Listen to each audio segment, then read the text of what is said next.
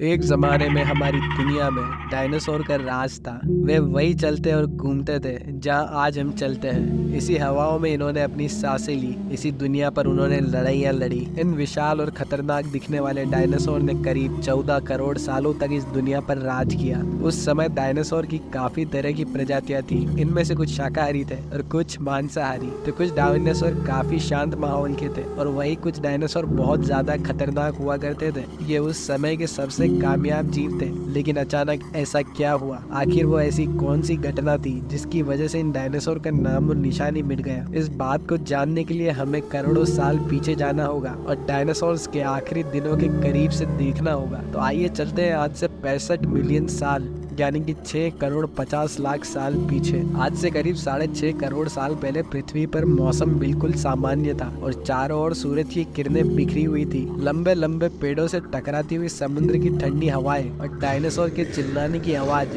जब ये सारे डायनासोर प्रजाति पृथ्वी पर आराम से अपनी जिंदगी बिता रहे थे, तब 10 करोड़ साल पहले ही इनकी किस्मत लिखी जा चुकी थी। 10 करोड़ साल पहले एक छोटा एस्ट्रॉइड का टुकड़ा जो स्पेस के अंधेरे से आ रहा था, पृथ्वी से लगभग 20 करोड़ मील दूर था। मंगल और उसके आसपास के ग्रहों के बीच में से गुजर रहा था। तभी वो एक ग्रह के बेल्ट में घूम रहा एक बड़े एस्ट्रॉइड से जा टकराता है और उस टकराव से एस्टेरॉइड की दिशा बदल जाती है और वो उन ग्रहों के बेल्ट से निकल के पृथ्वी की ओर 22,000 मील प्रति घंटे की रफ्तार से आगे बढ़ने लगता है। जब ये एस्टेरॉइड पृथ्वी से 3,84,000 किलोमीटर की दूरी पर था, तब शायद पृथ्वी से डायनासोर का अंत न होता अगर ये एस्टेरॉइड पृथ्वी के आसपास घूम रहे चांद से टकराता। इसलिए बड़ा एस्टेरॉइड चांद के बेहद नजदीक से गुजर गया। 40 किलोमीटर का ये 2 ट्रिलियन मैट्रिक टन बीते सेकंड्स के साथ पृथ्वी के करीब बढ़ता जा रहा था। जब ये एस्टेरॉइड पृथ्वी के वातावरण के कांटेक्ट में आया और इसकी रफ्तार 70,000 किलोमीटर प्रति घंटे हो गई। पृथ्वी के वायुमंडल में आते ही फ्रिक्शन की वजह से ये एक भयानक आग के गोले में बदल गया। ये इतनी रफ्तार के साथ पृथ्वी की ओर बढ़ रहा था कि सिर्फ 4 मिनट में इसने अटलांटिक ओशन को पार कर लिया। इस आग के गोले की रोशनी इतनी तेज थी कि पृथ्वी पर टकराने से पहले ही हजारों जीव आग के इस भयानक गोले को देखकर पूरी तरह अंधे हो चुके थे। ये जीव उस एस्टेरॉइड को देख नहीं पा रहे थे, लेकिन उसकी भयानक गर्मी को महसूस कर रहे थे। कुछ देर में ये एस्टेरॉइड मैक्सिको की खाड़ी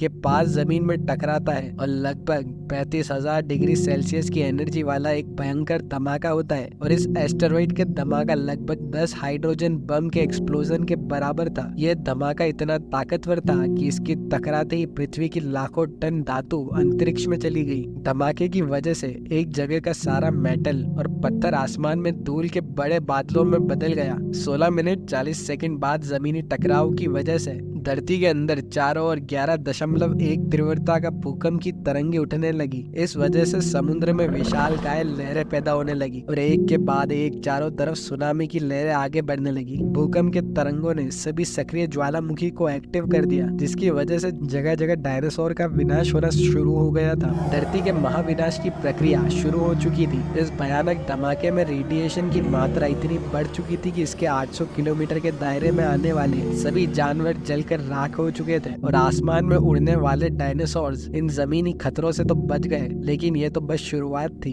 धमाके की वजह से जो लाखों टन मेटल, पत्थर और धूल जो अंतरिक्ष में चले गए थे, वो ग्रेविटेशनल पुल की वजह से ठीक 40 मिनट बाद आग के गोले के रूप में पूरी धरती पर बरसने लगे। साथ ही एक धूल का बहुत बड़ा तूफान 6000 किलोमीटर प्रति घंटे की रफ्तार से पृथ्वी की दूसरी तरफ मौत लेकर आ रहा था। ये धूल के बादल कई किलोमीटर मोटे थे, जिसकी वजह से धरती पर सूरज की रोशनी का पहुंचना लगभग नामुमकिन था। गर्म हवाओं का तापमान लगभग 100 डिग्री सेल्सियस से ज्यादा होने की वजह से धरती पर मौजूद पेड़ पौधों की सारी आबादी जलकर खाक हो गई थी। धमाके के 90 मिनट बाद पृथ्वी का तापमान 200 डिग्री सेल्सियस तक बढ़ गया, जिसकी वजह से जो डायनासोर धमाके की लाखों से कोसों मील दूर थे, वो भी इस गर्मी से बच नहीं पाए। इस भयानक एस्टेरॉइड के धमाके से पृथ्वी की कुल 90% प्रजाति पूरी तरह खत्म हो चुकी थी और जो 10% जीव बच गए थे, उनमें से भी सिर्फ वही जीव जिंदा रह सके जिनका वजन 30 किलोग्राम से कम था। इसकी वजह यह थी कि इस धमाके में लाखों की तादाद में जीव मारे जा चुके थे और पेड़ पौधों की भी सारी आबादी जलकर राख हो चुकी थी, जिसके चलते यहाँ पर जो बड़े और विशालकाय जीव बच गए थे, उनको भरपूर मात्रा में खाना पीना मिल सका।